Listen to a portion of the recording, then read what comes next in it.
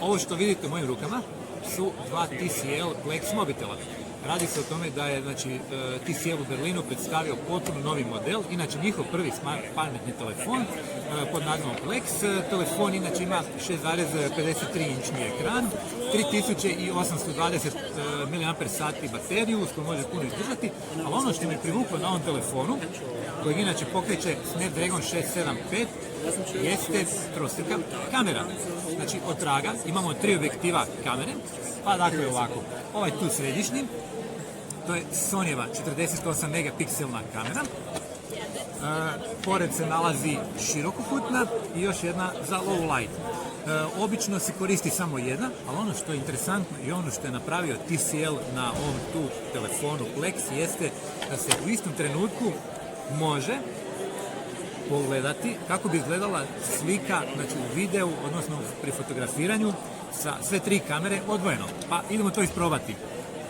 Dakle, pokrećemo kameru. I šta vidimo? Znači, moguće odabrati jedan od ovih tu načina i nakon što odaberem ovaj tu način, evo ga, znači mogu vidjeti kako izgleda u tom trenutku uživo slika. Vidimo jednu, pa ćemo malo zakrenuti. Evo ovdje tu možda bolje vidimo ovako. Malo nam ulazi u ovaj mod. Ovako vidimo. Dakle, imamo originalnu sliku. Gore nam je na vrhu, znači original. U sredini je široko, dakle imamo više detalja, a ispod dolje na dnu je ultra light video uz koji možemo puno više detalja dobiti pri fotografiranju u lošim noćnim uvjetima. Inače, kada TCL Flex dođe na tržište, koštat će 329 eura, ugrađeno je 6 GB radne memorije, 128 GB interne memorije.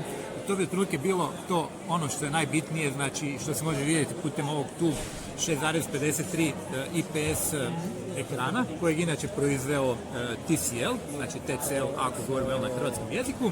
Možemo lagano još pogledati ovdje i nekakve karakteristike, pa ću ih ja još počitati.